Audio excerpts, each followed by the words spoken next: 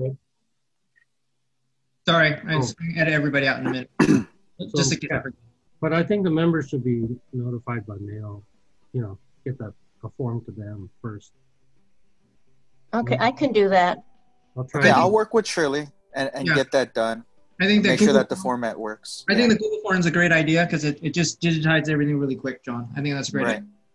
It's easy to sort. It's easy to reference, and then it's, there's no attachments.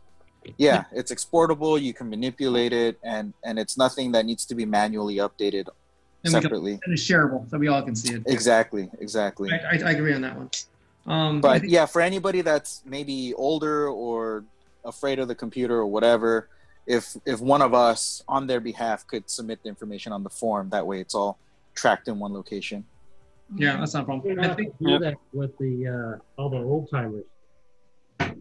I didn't want to use the OLD word. See, I was trying to be sensitive. Senior senators, old guys. Senators, that's what you call them. That's me. That's me. We have a minute left. Let's reconvene maybe at another date just to confirm. I think we got most of the items that we wanted to list for the show.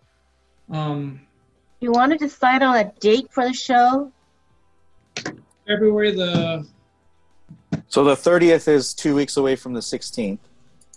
And then February 6th is the first Saturday. Right. So those are probably the two best dates so far. Lindsay, see which one's better. Which one does not conflict with any holidays, any, football games, whatever. Chinese New Year. Oh yeah, that too. Yeah, all that stuff. I mean, it doesn't conflict. I mean, that'll be very helpful.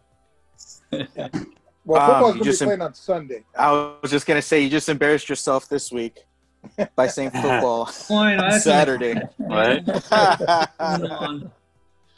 All right. I think let's end the board meeting.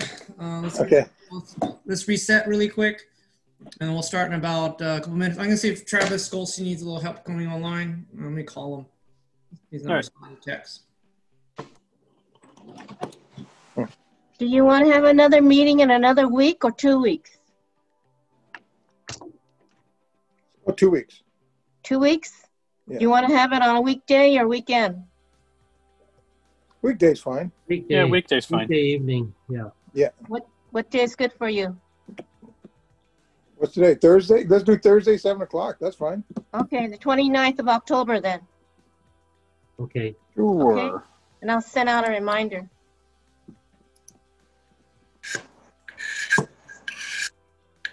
Okay. 24th of October. 29. 29. 2 weeks from today, 29. Okay. And then, John, can you do the Google form?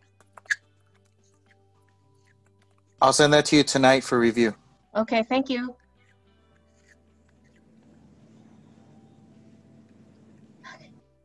Welcome, everyone. We're going to give people about 4 more minutes to log in. At 7:35, we'll start. We're just resetting after the board meeting. So anybody needs to go get cake, that's where I'm going to go right now. I'm going to get my cake and come back. So Cake. Yes. Happy birthday cakes. It was my birthday this week, so I had to get extra birthday cake. Happy birthday. Johan, how was Jim Pilling's sale? Not Jim Pilling, the sale that you went to in Downey. It was great. She had a lot of junipers that belonged to the late husband. It was nice. She had a picture of him, so everyone got to bow to say thank you and take the tree as you walked away in a very respectful way. I bought some tools and I got 2 junipers. Mm-hmm. What size were the trunks? One of them is about, I don't know, 5 inches. Ah. Yeah, that was pretty nice. And the other one was a cascade that I saw another gentleman trying to, kind of interested, but there is not a lot of movement in the cascade, but I still thought the foliage was very nice, so I got that one too. It's years of growth, though. I said, we'll see what can we do with that. And then some very old Japanese tools, and yeah, yeah, it was very good. Thank you for that. It was hard to find. And then I saw Jim just walking out of his car. I go, hey, I think I know you. Oh, come on in. And yeah, there was like 3 of us there at 9. And then some other people started coming in. But I hope she did fine. I mean, in about 15 minutes, I counted about $1,000. So hopefully all those trees are going to a new house that they're going to be well taken care of. And she was happy, and everybody was being pretty honest in the sense of money and all that. And Who was that passed away? his last name was Mr. Valdez, I believe. He was 91, and he has been doing that for quite a long time.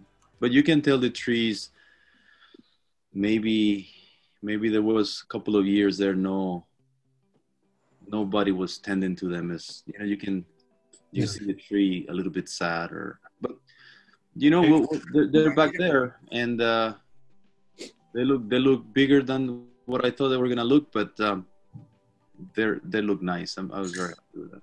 The niece sent out a email to Santa Anita Bonsai, and Santa Anita sent out the original sale was September 21st, and we all I was there, Gustavo was there, and there were quite a few. He was really into Cascades, but she had neglected a lot of them. She hadn't fertilized in a couple of years. The watering was, I mean, I got a really nice Cascade that,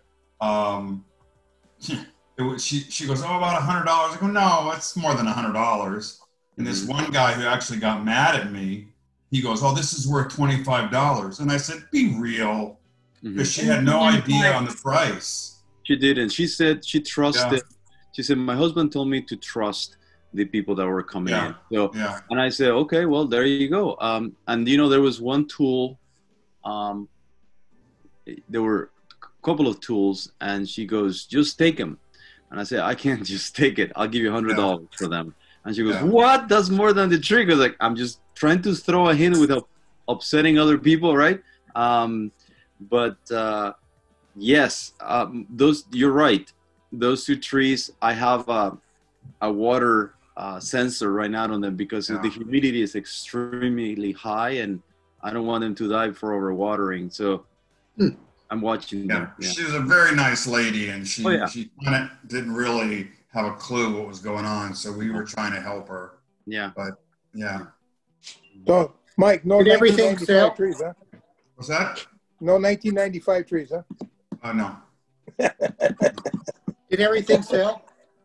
Pardon me? Well, I was there on the 21st, and I was there for about an hour, and then I helped her clean up because people were bringing stuff in through the house. But I left probably around 10:15 because it started at 9, and there were quite a few trees left, but they were totally neglected, and they were really, a lot of them were iffy. There were quite a few of them that were just dead in the pots. So yeah, that's normal. Yeah, I noticed he said she sold a lot of the pots that she used to have. She didn't have any more. So that gave me the indication that she had a sale before. Yeah, but it took me a while to walk around until I go, should I take this 2 home? And I said, why not? Why not? You know, a lot of the pots weren't very expensive pots. They were relatively inexpensive. So anyway, hi Travis.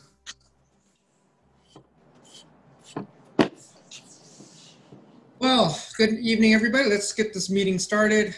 This is what month are we in? Oh, it's October. I'm sorry. You know, Joe and everybody that helped me move. Thank you for the club members helped me move on October the 2nd. It took 4 loads to finally move, and some people got some trees on my front yard. Thank you for helping out. That could not been done. I think Big Joe's next. He's my neighbor, technically, about a quarter mile away. Big Joe, do you need help on the 21st or 24th? What day are you moving? I'll find out this weekend if they're done with that inside of the house yet. I'm busy that day. if you understand, moving a nursery is it's a lot of work, and you know I'm willing to pitch in. A lot of people helped out. I do appreciate that. We do have, if you were here for the board meeting, we are having a show this year. It will be a virtual show, but it will be a very it'll be a photo and a video show all at the same time. And we're gonna have a silent auction on, we haven't decided a day yet, so we'll get back to you then. So let's stay tuned. So get your trees all tuned up because we are gonna have a show this year, so prepare for that. This year or the first of the year, next year? It'll be next year, at least the 2021 year. So it'll be either the end of January or the first weekend of February. Got it. And we are having a silent auction, different from our normal raffle, just to give everybody a heads up there. So if you have some items to donate, this is the good time to start thinking about culling your collection. It'll be a great opportunity to support the club. Yeah, it's 100% donation. Yeah. Make sure you let them know that, Tom. Well, you just did. Go for it, Joe. Say it. Okay. Yeah, 100% donation to support the club.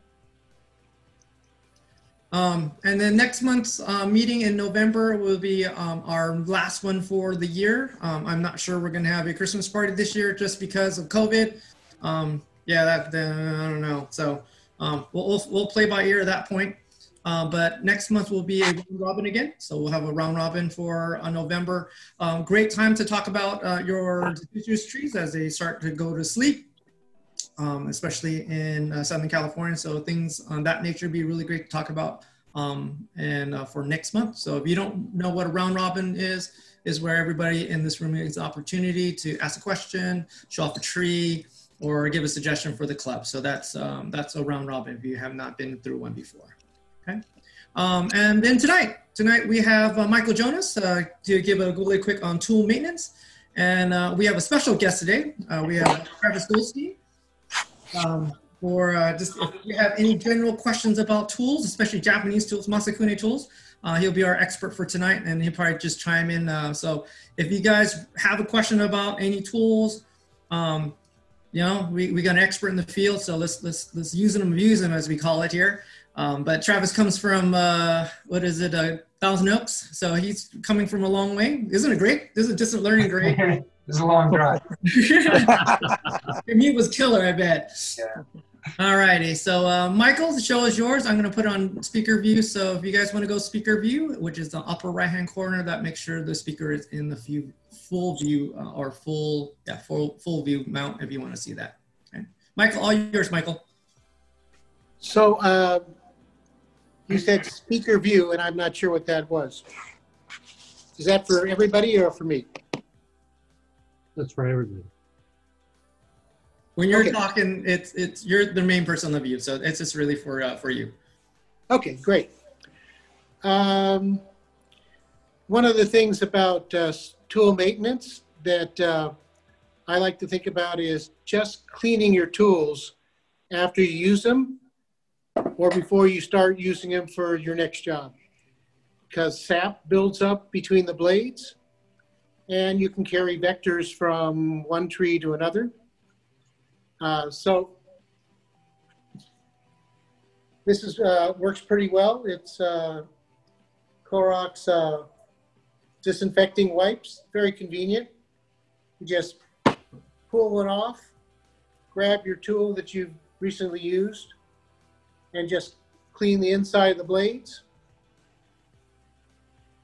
You can use it on just about any tool, and then you can wipe off the excess. It doesn't have to stay wet, but that will remove a lot of the sap and the buildup, so that when you're cutting through finer branching, it actually snaps and doesn't just bend the branch. So I rarely sharpen my tools. Basically, I find using an eraser does a lot of the work that I need after they're clean. If they need a little bit of work, I take one of these impregnated erasers with a little bit of metal in them, and I work from the back to the front and to the tip. From the back to the tip, I work the other side the same way. And you'll see things cleaning up, even the parts that you thought were pretty clean. Then I turn it over and I do the other side the same way.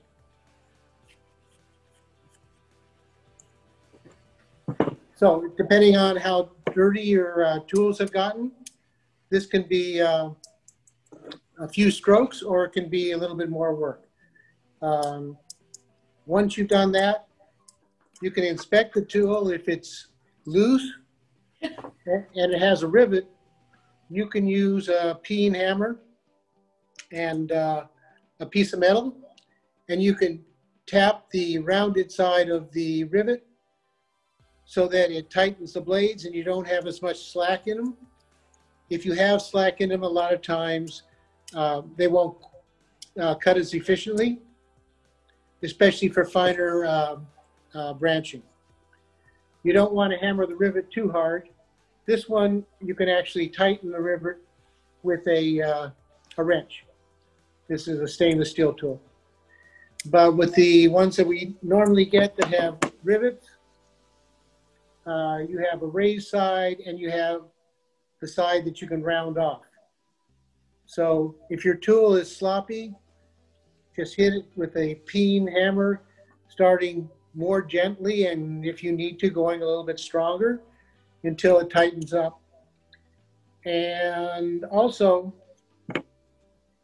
if you use a lubricant periodically, that will be good. You can use just oil, Tri-Flow. There are a number of products on the market. Helps to clean out where the blades come together. There's less wear on the rivet. It makes the tool really nice to use. When you open your hand, oftentimes the lower grip will drop because it's not binding. If yours binds, maybe you need to clean them up, put a little bit of oil in, work the tool, wipe it off, see how you're progressing. Michael, I've got a question. It's Greg. Sure. I have an older pair, and maybe Travis could chime in too. I have an older pair of, they're Masaki, and they were made by Masakuni, probably in the 70s, of shears. Sure. Masaki, Masaki. Yeah, but the rivet is domed on both sides. Uh-huh. I can't tell which side, because my understanding is it's actually a flanged rivet, and I can't tell which side I should tighten, because one side will actually kind of ruin the shears, is my understanding, because there's no visible pin. It's actually two solid pins that have been compressed together. Is it a possibility to go get it and show it on the camera? I've got it out in the garage. I'd have to go grab it. I could. Go grab and come back. Sure. Michael, go for it. To continue while Greg comes back with that. All right. So sometimes I'll find that the tool isn't as sharp as I would like it to be. And I'll do more what I call honing than sharpening. Let's see. There's a tool that Joshua Roth used to sell. It's a plastic bar with a chunk of carborundum on the end. Carborundum is like one of the hardest substances just below diamond. If you use this tool, more likely you will damage your blade and you will take away the taper, because what it'll do is it'll actually peel off parts of your blade and you won't be able to really control it very well. When I first used it, I thought, oh, this is a great tool. But I also found that it wouldn't hold an edge. So for me, I look at the tool and I look at where the actual blade is, where it actually bevels. And for a tool like this, branch cutter, knob cutter, spherical knob cutter, they are designed for one part to slip under the other part in the front. So if you run your finger across the top, you can find that one side is raised. And that's because if you bite through something and they were perfectly aligned, you'd be hitting blade on blade and you would chip the blades. So if you look at your tool from the end and you close it and there's a gap, you've already had some damage to the tool. Maybe there was a nail or a wire, there's something very hard that you chipped a blade, or the tip is gone. You can't replace the tip, but you can still use the tool. If you have a chip in the tool, when you cut something, there'll probably be a little bit of a residue left. So if you're going to do a little work on the blade, and this is a spherical knob cutter, first find which is the raised side, and there are two blades that come together. The underside of the top is where this blade goes under. So you can use your eraser to clean the top. The eraser isn't going to do much for changing the angle of the blade, but what it will do is just make sure the surface is clean, and you'll be able to see the shiny surface where the actual beveled part is. Cleaning the inside you can do with an eraser too. Sometimes there are spherical tools that you can get inside and basically clean the inside. You're not really going to do taking off much metal, but you are going to feel a little bit of an abrasion as you move back and forth and inward. And that'll help to sharpen that tool a little bit. And if you have diamond lap, these are really great tools that pretty inexpensive. You can get them on woodworking catalogs. They come in coarse, fine, and medium. And what I do is I find the part that's going to slip under, and what I'll do is I'll just gently move forward and round with the tool. I'm not really trying to take off much metal. I'm just trying to basically hone it rather than sharpen it. Usually that's enough to keep the tools sharp, keeping them clean and keeping those edges honed a little bit. I rarely have to do that. On a shear,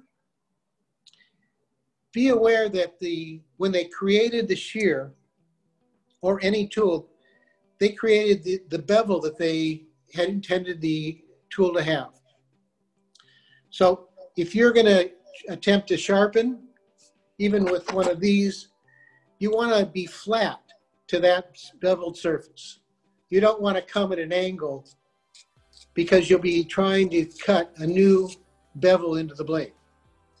These tools were designed to work perfectly with the bevel that they've created. If you do a couple of strokes, you go to the back side, and then with parallel with the blade, you take off the burr. Now, blades look like they're just solid metal and they're straight and they're beautiful, but actually, if you could look at the blade under a microscope, you'll see what looks more like a saw. The edge of the blade has fingers, and when you use a tool, you can bend those fingers, bend them up a little bit. So by just using a tool to strop the blade, what you're doing is you're straightening the fingers again. So you're not trying to take off metal, you're trying to align it. So if you have a sharp tool and you run your finger over it, you could probably get cut. If you have a tool that's dull, you could run your finger over and you won't get cut because those fingers have been rounded. And once they get really, really rounded, it's very hard to sharpen the tool without taking off metal. There are also I think Harbor Freight used to have these. They are also laps on plastic. They're good for flatter blades. Once again, you want to keep the tool, open the tool, and you want to sharpen the beveled part. And as you're sharpening, let's see, there we go. As you're sharpening, you want to move from the heel of the blade forward and almost like you're cutting toward the tip. You'll do that a few times. And as you clean, you go from the heel of the blade to the front. And you're not really trying to cut anything, you're just trying to take the burr and straighten the burr out. If there's a burr from heavy sharpening, then when you cut, it'll round off more. So, truth be told, maintenance is much better than, the prevention is much better than repair. There is, I want to show you one of the effects of the eraser. I was looking at my tools and I found this grafting knife. I'm not sure if you can see it, but it's actually pretty dirty on the side. Now, I took the eraser to the other side and you can see the sheen. That was just cleaning bits of rust, cleaning stuff that was stuck on. And on this side, it's dull. So I'm going to take the eraser and I'm going to move it across the blade, heel to the front.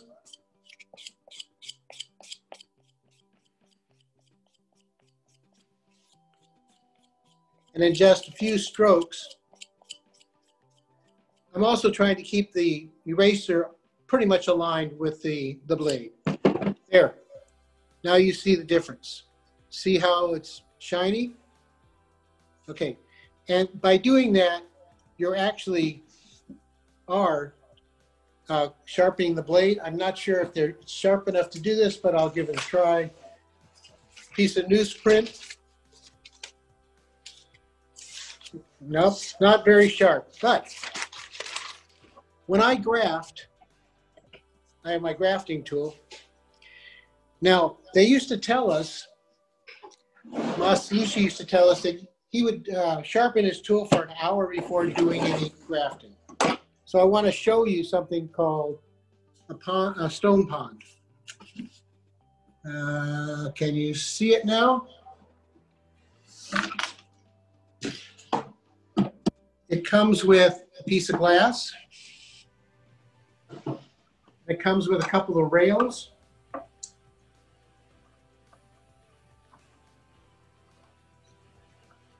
And what you do is you take your stone. Let's see, let me see. I'm working backwards here. Oh, there it is. Okay, so you got two sides on this stone. There's water in the stone pond. And you place your stone into the clamp. And it sits on the ledge. There's a ledge right here. The stone sits on this ledge and you clamp it into place. So now it's solid. You can add water. And if you want to do sharpening, you can take the tool, let's say we're doing this grafting knife, and find where the blade sits level, and you move from the heel to the front.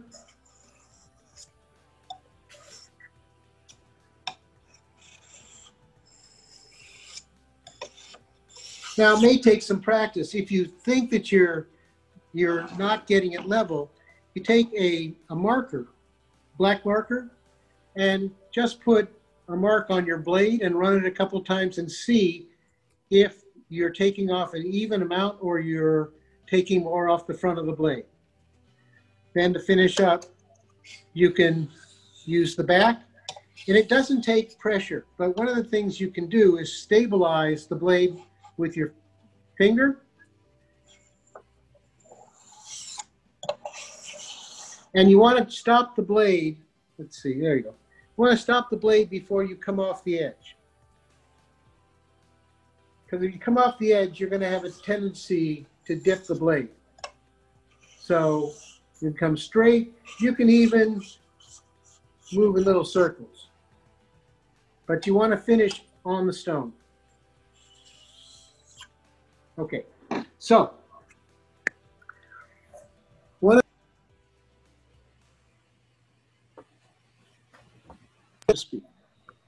nope. Okay, fat fingers, what did you do? It's him, not you. Your video is stopped. Your microphone is muted. Can you hear me? I can hear you. Can't see you. Okay, so your video is stopped. So microphone. Okay, so. Well, this would be a great transition. Yes, I'm not. Hey, Greg. Well, Michael, try and get his video back up. Hey, Greg, you want to show your tool really close up so everybody can see? You might have to talk so we can see your tool. There we go. How's that? Yeah, so these are the shears, and I've had them for a long time. You can see they need a little bit of cleanup. How embarrassing! A little cleanup. But if you look, slow down. Slow down your transition. So here's this side, right? And then let me flip it over, and here's this side. I think this side is the one I need to hammer, but I'm not 100%. I don't if think it's like this. Go ahead. Yeah, I don't think you really have to worry about it too much. If you're hammering on an anvil or an anvil, nice hard surface, as long as you're crushing that a little bit, then it's going to be, you're wanting to tighten it up, right? Yeah, it's just a little loose and. Yeah, so just take steady pings at it, steadily harder and harder until you can tell you're actually making a little progress. Okay. And I have an anvil with a hole.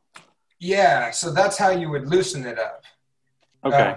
You would hover that, hover the rivet over the hole so that there's nothing hitting it, and then by tapping on the other side, you're loosening it. I would loosen it, and then to tap it on the anvil, I can tighten. Yeah, exactly. Okay. Then I will give it a go, and I shall not fear. I would just recommend, you'll have to really whack it with the hammer, but don't do it the first time. Work your way up to it. Okay. Be patient with it. Is there any need in going around the rivet, or can I just try to keep it? Unless you're trying to make it look cool like some of those ones do, then it's just hit it center as best as you can. Okay. Great. Cool. Thanks. Yeah. It takes a bit of force sometimes because you go a little gentle and you think, how is it? No, it's same. A little bit more, same. Then you get a little brave and you start giving a little bit more force. Yeah. Eventually it'll tighten up. You'll start to feel the jaws tighten up. Yeah. Don't tighten it too much. Yeah, that's the fear, right? I'm like, I don't want to ruin a good pair of shears, You won't. What weight hammer are you guys using? Ball peen or even a flat. Yeah, I wouldn't recommend a sledgehammer until you've gotten it. Mini sledge. Yeah, a good I don't know what the ounce is, but something on the heavier side does make it easier. Okay. Michael, anything to finish up before we open up to anybody, and then Travis can take over? Yeah. So I was saying that Masisi used to say he would, before he would do his grafting each time, he would spend an hour sharpening his grafting knife. So I was looking on the internet and I found some interesting things from people who sharpen knives for a living or chefs that once your blade is, if it's brand new, you don't have to sharpen it. If it's gone a little dull, you can you can sharpen it. Sharpening is moving toward the front of the blade, cutting across the stone. Now, once you have done that and you've taken the burr off and it feels like you've got a pretty good edge, what you can do is you take a piece of oil tan leather, and I've made a little block, and after you've done that, you can hone your knife. So this year I did a lot of grafting. I probably did 10, 15 trees, 10, 20 grafts a tree. So I have not sharpened my blade once. But what I have done is taken the honing pad and you move, let's see. It's really weird looking at a camera and trying to figure out which way you're going to turn. You move the opposite way.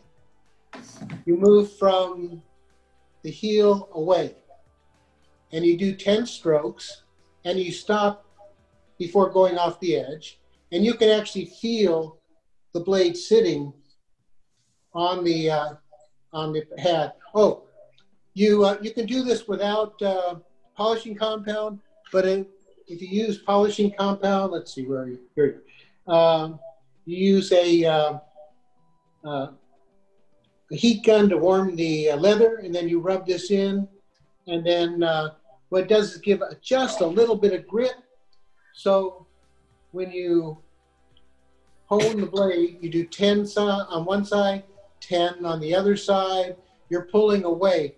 And what happens, your blade becomes mirror sharp after a while. You can see the where you've tracked across the blade, and your blade will become so sharp that it'll just slice right through paper. And this is just newsprint. So the fact that you can treat a blade just with honing and not having to sharpen it is a good indication of all your tools needing just honing rather than needing to be sharpened all the time. It's keep them in good shape. You don't need to do work on them. Okay. Any questions? No. Good. Anybody still awake? So for everybody else, I put in the chat. Thank you, Michael, for informing us how to clean and maintain our tools. In the chat, I actually linked 3 videos, which we took from Ann Erb when she came here about 3 years ago. How to sharpen your shears, your branch cutter, and a spherical cutter. So nice. So if you guys want to go back and review that video, you guys can. It's in the chat if you guys want to save those videos. On that, we can open anything up for Travis Goldstein. If you guys have any questions about tools, this is an awesome time to talk about tools with Travis here. And Travis and I, we're collaborating to put a series of tool talk together later this year when I done moving my house, not living in boxes still. So that's a plan, but this is a great introduction for both of us of what kind of questions you guys may have about tools. So let's go get it. If you have any questions. I got a question. Go for it. Okay, Travis, can you sharpen wire cutters? Wire cutters? Yeah. I have a tendency of not using the right wire cutter for thicker wires. And I have a pair of American Bonsai tools, wire cutters that I really like because I got holes for handles, but I just cut a little bit too big a wire with them. Yeah, it kind of depends on the shape of the blade, but the answer is most likely no. Once there's too much metal gone, then they won't meet up anymore, where a pair of scissors, they overlap. Yeah. these don't really have any overlap. So once those blades get to the point, I mean, it can be done, but the tool's definitely going to be compromised once you do it. Okay, thank you. Buy a new piece there, Mike. What's that? You have to buy a new one now. You know, I really do agree with Michael on the, you know, it's better to treat your tools well rather than to try and fix them up afterwards. Yeah. And that, to me, that really involves, can you not do that right now? To me, that really involves not overworking the tools, not trying to cut something too large, making sure you're using the large enough wire cutter for the wire, making sure you're not cutting too large of a branch with the scissors. All of that's going to help prevent the problems. Yeah, if you're forcing the tool, by the time it gets to, say, a boxwood branch, it's going to come together at a bad angle and chip the blade. Definitely. Well, then all that sap too. If you don't keep that sap off of there, it bogs down. Makes the work harder on the tool, right? Absolutely. Yeah. But I've had some big tools that I've said, oh, I've got this Masakuni branch cutter. It's huge. It's an 11-inch one. I'll just chop through this boxwood limb. You chip the blade. Yeah. If you're forcing it, there's a good chance that you're doing damage. You will do damage eventually. So that's actually an issue with a lot of different hardwoods, and that's a chance for me to try and sell you on one of these tools. I can tell you a little bit about steel at the same time. So with Masakuni, they have their high carbon steel, which is the black ones. Put this down a little bit. And then they have their stainless coated, which is also the same steel. It just has the coating to protect it. And the reason for that is that this is a nice steel that can get hard enough to hold an edge, yet soft enough, malleable enough to get a really sharp razor edge to it. But then this is the one that, this is what I use every day. I'm not really trying to sell you on it, but honestly, I love this shear right here. And what it is it's a full stainless steel handle, but it has the hardened steel inlaid blade right at the, just so the edge or the base of the blade is hardened steel. And so what that does is it makes it so you can, the tool is really durable. And if you drop it, if you make any mistakes, but then at the same time, the edge just stays good forever. So is the handle hardened steel then, or is that soft steel? It's it's stainless steel, so it's it's softer. That's the reason you don't use stainless steel normally. Well, the best tools don't normally use stainless steel because it's too hard to get it to a sharp enough edge. I can spend a lifetime trying to sharpen some stainless steel and it will never get as sharp as this, as the high carbon steel. But by having it on the handles, I can drop this on the concrete and not worry about it shattering or, any of those issues. And actually, to go back to my point that I started for, the fact that there's the backbone is still this softer stainless steel. I feel like it gives it that structure to be able to handle, to not chip. Whatever it is, I've used these just nonstop on everything, and I take my own advice. I don't overuse them, but these things are amazing for their ability to hold a sharp edge. Those are easy to sharpen too. Yeah, they're actually, you can sharpen them closed. So you can see, hopefully, the edge, you can actually just go straight over it without opening the tool. Really? Yeah, I'm struggling to figure out this camera situation too. Yeah.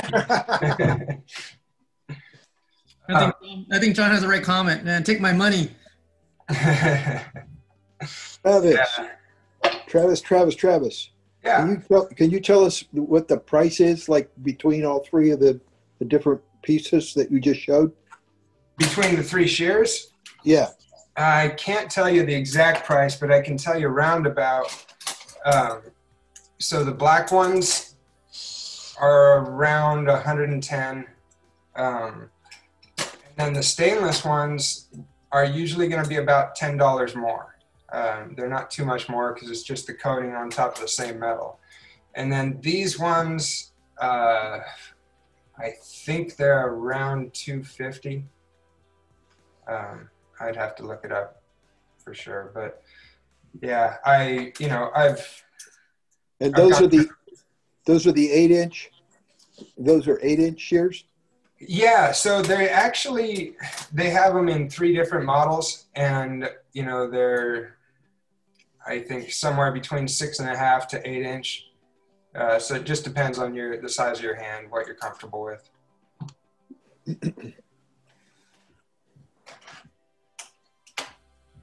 Any other questions? The second shear, stainless steel. You said that's coated. It's a like the black pair, but it's coated with a stainless steel. So does that mean that one's hard to kind of sharpen? Or? No, it has the same. So the blade that you're sharpening is going to be the same steel. How they get it to meld so seamlessly, they explained it to me, but I still don't get it. It's not like, you remember how chrome used to kind of flake off? Yeah. You don't ever get that. It's the metal has kind of become one. It's fused. But, as soon as you're sharpening the blade, you're on to that, the high carbon steel. Oh. So really the coating is just to make them easier to clean. It prevents rust. You leave your tool out overnight, it can be covered in rust. I've left these out all the time and they do a lot better. So it's electroplated? Is that the way they do that? It's something like that, yeah. Non-pinhole electroplate, something like that, yeah. Okay, and then and it has a lot of nickel in it? Is that the deal? Man, it was about 10 years ago. I'm not sure on the nickel.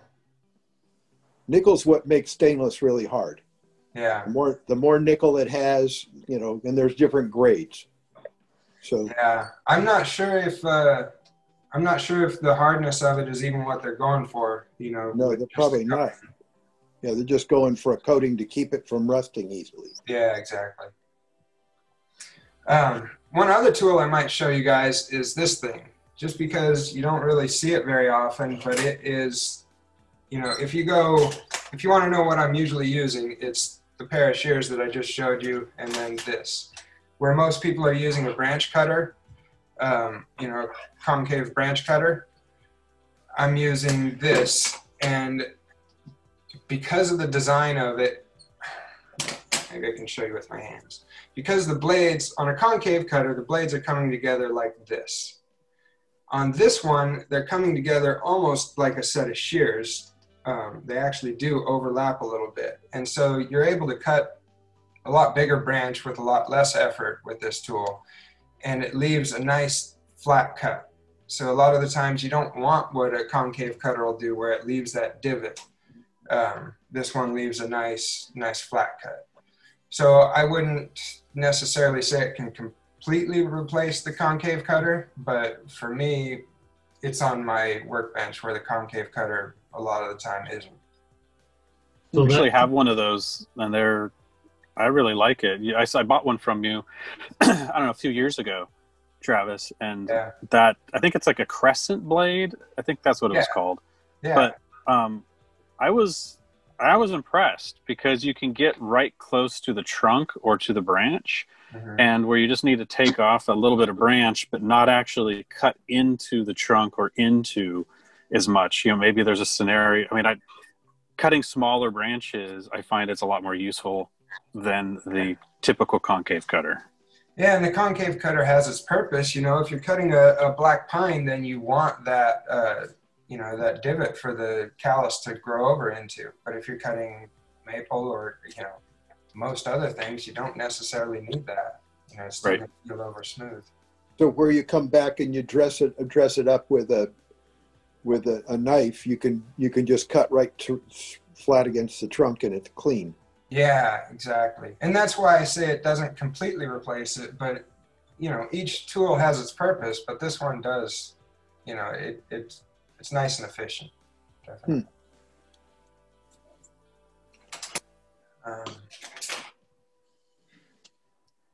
Yes, yeah, any other questions? I have some tips on sharpening if I've noticed I post some things on the chat area about from your webpage. There's like 5 or 6 different types of steels from Masakune. They're like weird numbers. They're like 228, 201. That's the stainless. That's how much carbon and how much nickel it has in it.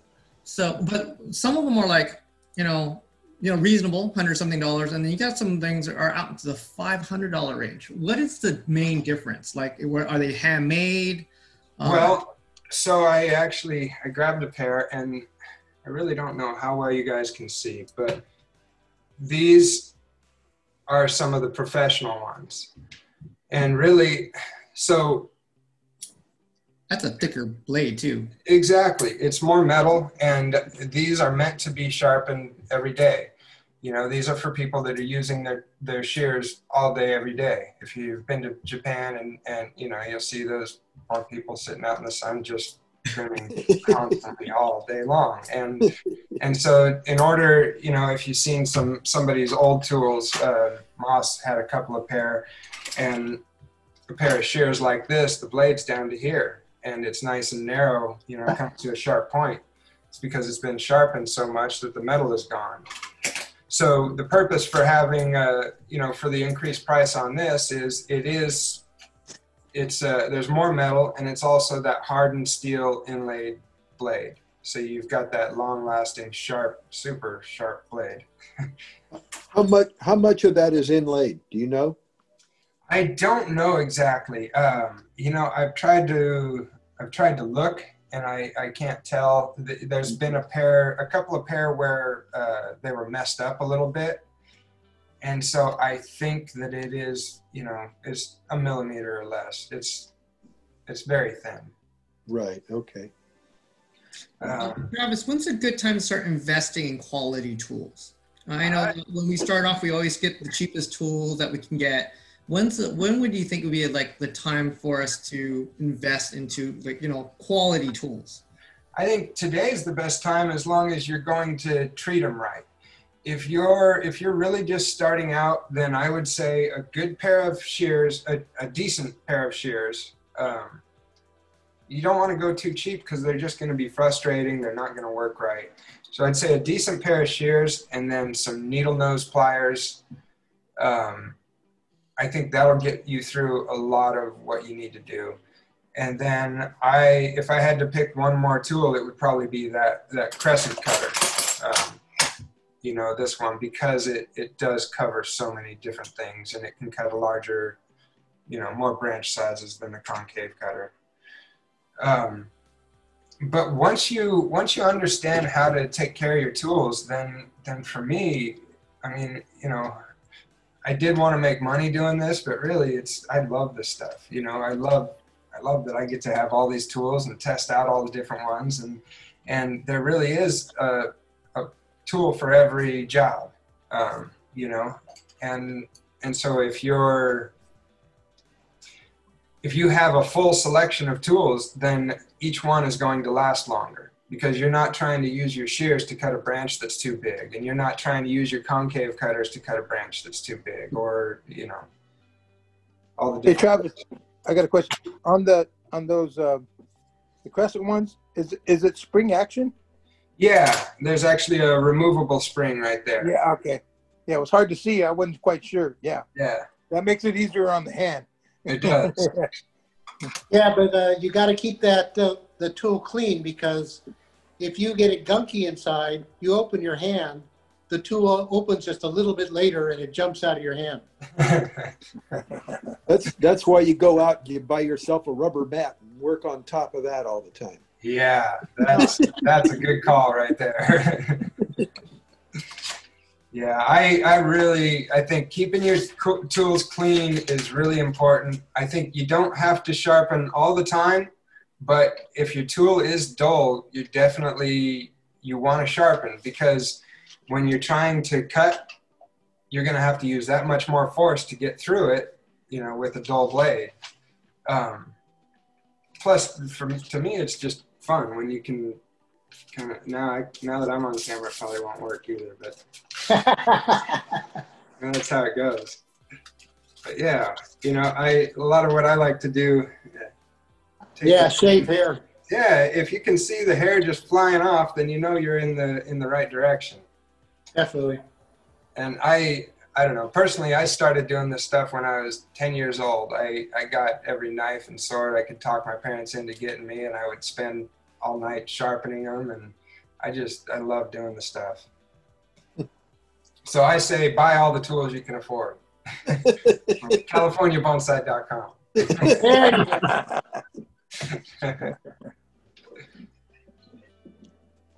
Anybody else have a question for Travis while we have him online? It's a great time to use them. Hey, Manuel, for joining us tonight.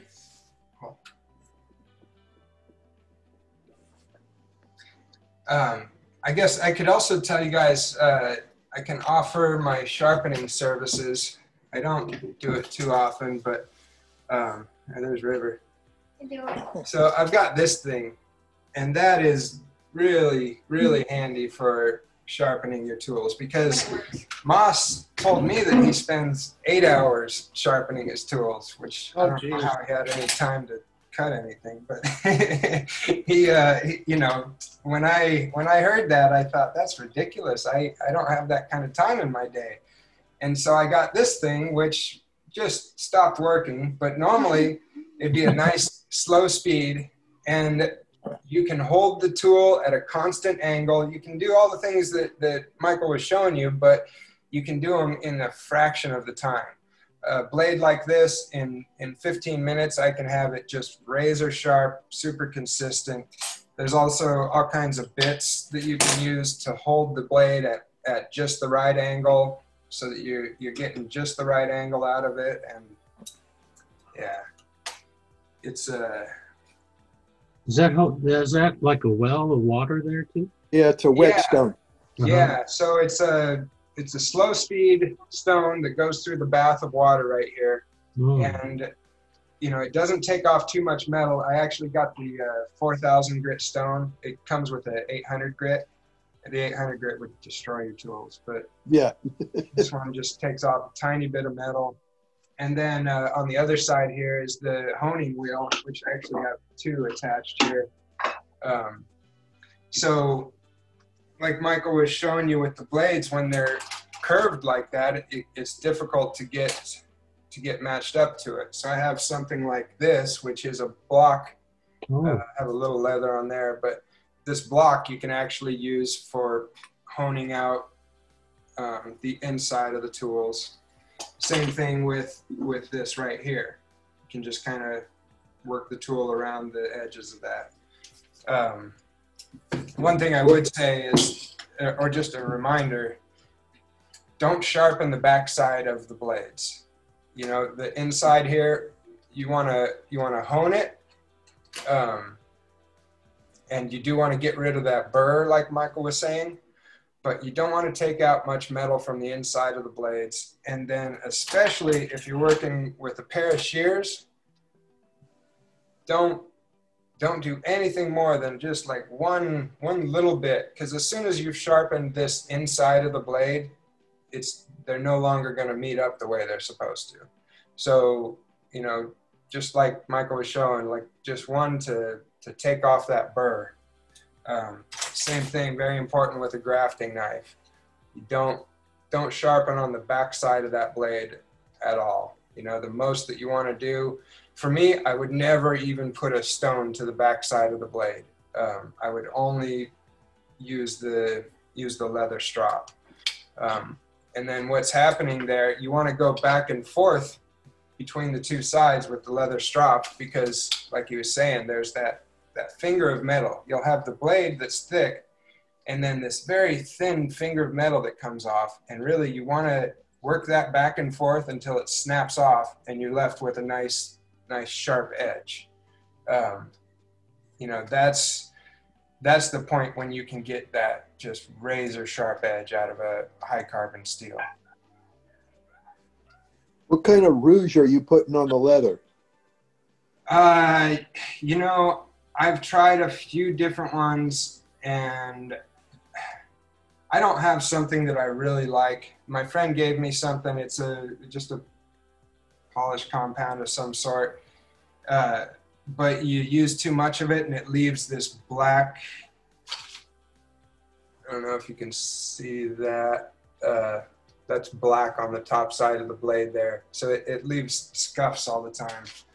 So I almost prefer just about nothing but just kind of the natural stuff that ends up on the leather. Right. Although, but you know, that you use a bit of that polishing compound and you do get a mirror out of it, that's for sure. Right.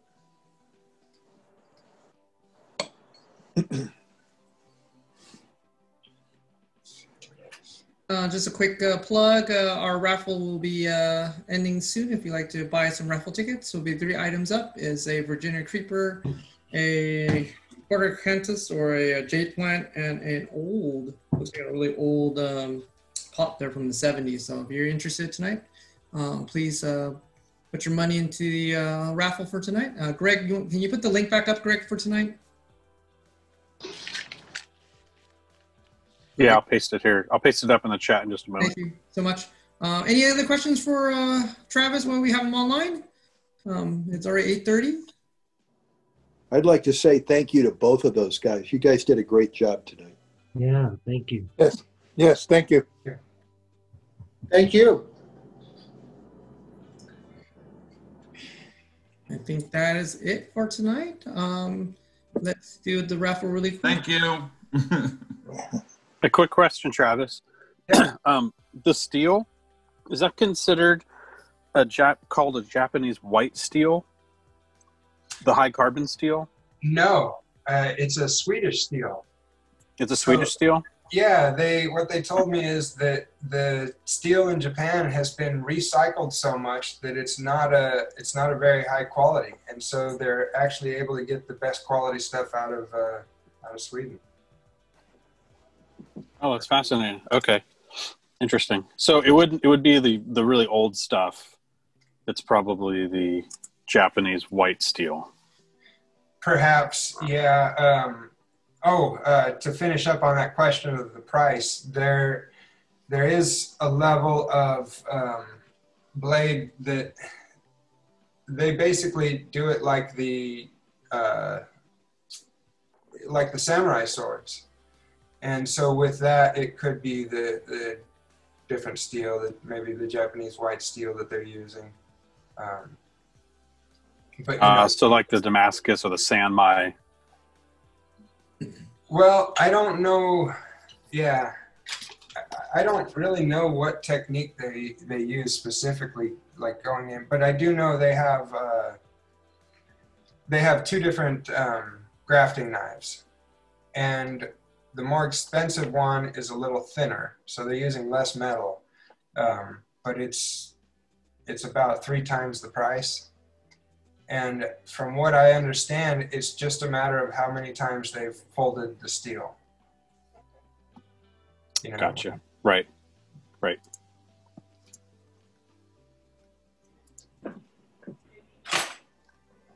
However, they do have a $3,000 pair of shears, so I'm not sure. I think those ones are, they must be solid gold or something. Wow. I'm not sure how they hold an edge, but. Do you ever sell that big jack, the Masakuni jack that's like $1,100? Oh yeah, I did sell one. and then I bought a much cheaper one, or maybe are you talking about the one from Jim? From Jim? Yeah, I ended up getting a much cheaper one from Jim Barrett, because he didn't want his anymore. Oh. I acquired one of the, I think it was GSBF, the show. I acquired one of them. That thing weighs a ton. Yeah. You got to be doing some serious work to use that thing. Absolutely, but you can only get the jars open so far. Yeah, I mean, I think when it comes to bending those big branches, you got to get creative one way or another.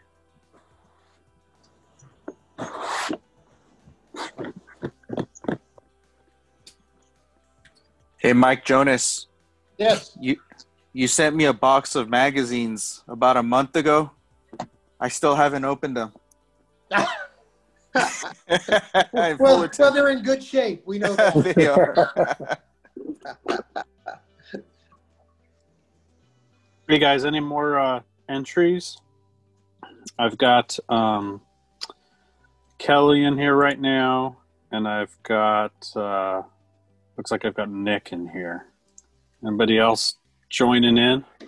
Otherwise, we're going to have a head-to-head battle. I'll join in if I can find out where to go. Let's see. Go to the chat, and there's a link there. Okay.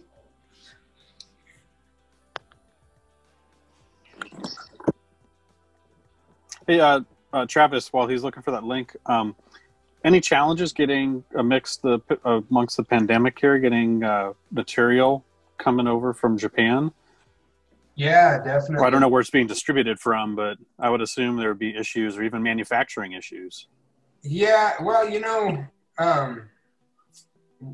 we've kind of actually had some manufacturing issues since before the pandemic, really, with Masakuni. This isn't, this is just gossip, I guess, but when I was over there, it seemed to me that the mother and father, the ones doing most of it, they're getting older, and the son doesn't necessarily seem to be that interested in taking over. He's doing it, but I don't know how that's going to go. And it's not necessarily them doing all the work. They have, I think, about 7 employees, but for whatever reason, they've been much lower on inventory. And so I think that they've cut back on production, or possibly they've switched more into the medical tools. But yeah, for me, I've been just trying to get as much out of them as I possibly can, because I know it's only a matter of time before they're gonna, or I imagine it's only a matter of time before they're gonna stop. But as far as the shipping, it's just been longer. Takes twice as long to get the stuff over, but we've still been able to get it for the most part. Interesting. Travis is done. So it's like there it is. I found it. Okay. You got it. Okay. Yeah. So pay. So you could buy Masakuni then, Travis. What's that? I say you could buy Masakuni if the son doesn't want it. Oh yeah, yeah. I'm not sure I want it either, but a lot of travel to Japan to keep the metal workers. It is, on track, right? I think this is a crime of passion here. I'm in this business because I love doing it. If I was going to put in that much work, I'd be bringing over semiconductors or something like that. Right. Something that paid the bills a little better. This is a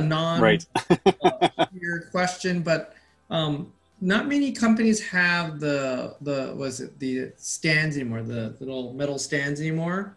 What's the biggest size that you have? You mean like the turntables, or turntable? Yeah, the metal turntable. Well, I have mostly the plastic ones. I have the round ones that there's like a nice wood one and then a nice composite one. And those are about 12 and 14 inches, I think. trying to think, as for the metal stands, yeah, I have the taller, like a 3-foot tall one. Yeah, I don't think we have any of that right now. Just the plastic ones.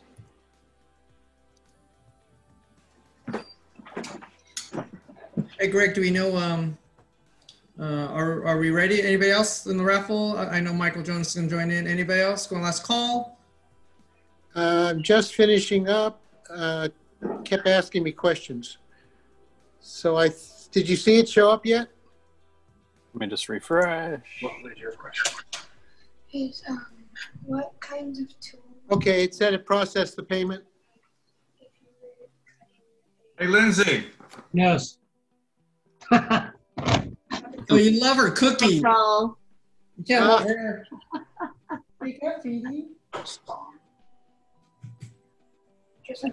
Okay, did it show up? Yep, I got it.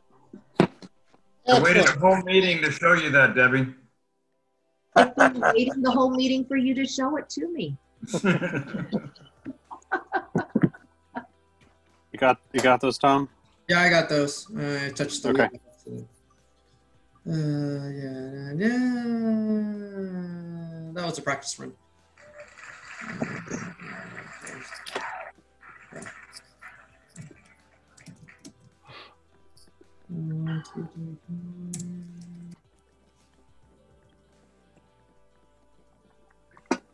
Kitty says hi. All right, we're ready. Let me show the screen. 1, 2, 3. 1, 2, 3, 4, 5. 1. Okay, let's sort. Share screen. All right, let me share my screen really quick. This is just double confirm there. 3 for Nick, 5 for Mike Kelly, and then 1 for Jonas. Is that correct, Greg? Renee, 1 for Mike Kelly. Yep. All right, here we go. Let me shuffle these guys. I'll shuffle again. Here we go. First one would be for the Virginia Creeper in the 5-gallon pot. Here we go. No whammy, no whammy, no whammy.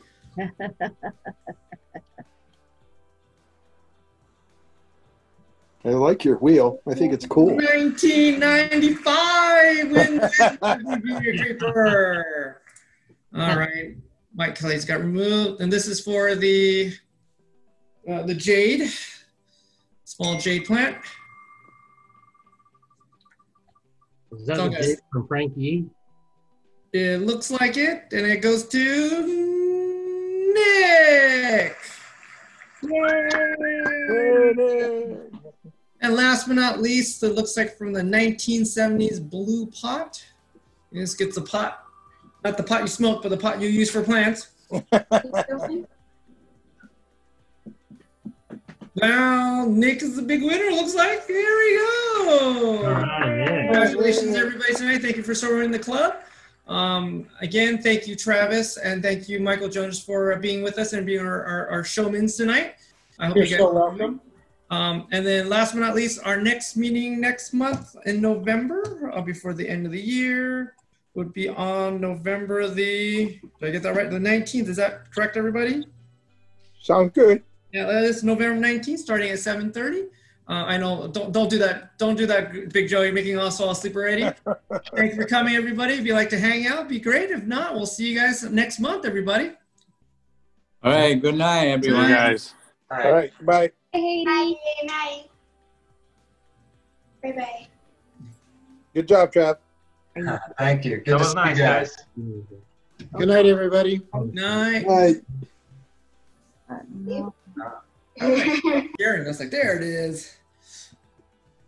Hey, Lindsay, you there? Yeah. I got a question. Okay. Can we open it up for questions? Sure, go ahead. Is Okay. anything up? I just dug up the 21 boxwoods that have been planted since 1965.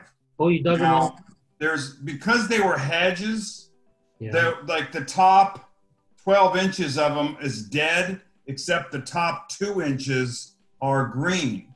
If I cut it to the shape I want or close to it, will it back bud on dead branches? On dead branches? Or not dead branches, but branches that have green on the very, very top. Well, when did you dig them out? Right now. 2 days ago.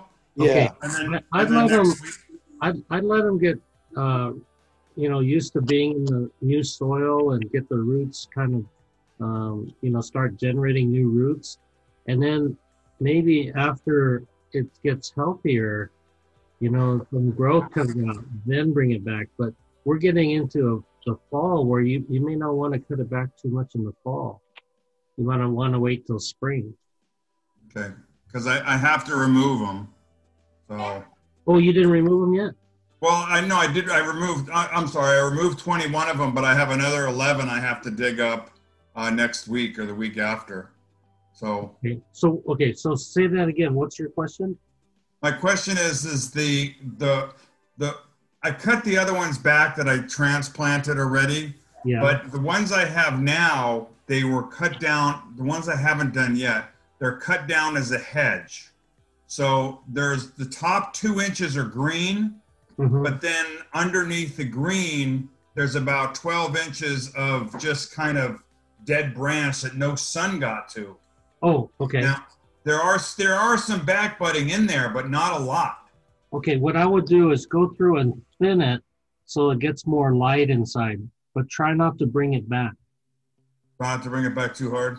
Yeah, leave the length, but thin out those growths that are at the outside edge. And then it'll get light in there. And then when new growth comes out inside, then bring it back. Okay, would you transplant it? And what I did for the 21 that I did before, I put it in a mix of pumice, perlite, and organic. Is that a good? Yeah, some kind of potting soil that's going to hold some moisture. You don't want it too light. Okay. Yeah, and bury it a little bit deeper than it was. Okay. Michael, did you bare root them, or did you leave them? You didn't bare root them? No. I left. There were other trees in there, so I cut it with a Sawzall, and then I cut the root ball. The root ball is probably 8 to 10 inches. I didn't cut much of it at all. The ones I did before. That's good. Let it recover. I've already told you. Pop it on the phone. All right, thank you. Yeah. Hey, Emily. Who was that? Somebody at Big Joe's house. I hear that all day long. Yeah, the kids are going crazy. I'm not used to it. I'm like, it must be Big Joe. I'm like, that must be Big Joe's face light up. Like, it's kids. It gets in the background. You can always tell it is because there's a yellow box. Oh, yeah. Whoever's... Joe's probably ready to fall asleep now, huh?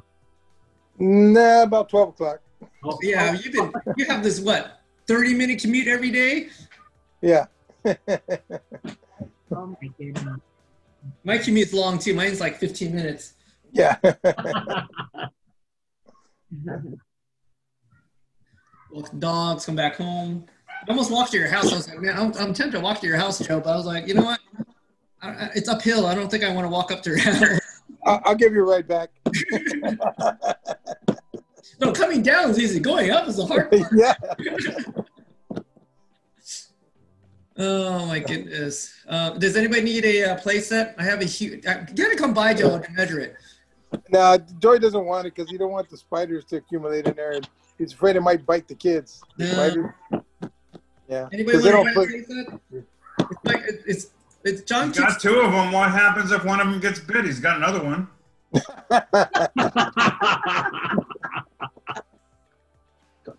I have a pool table. Anybody want a pool table?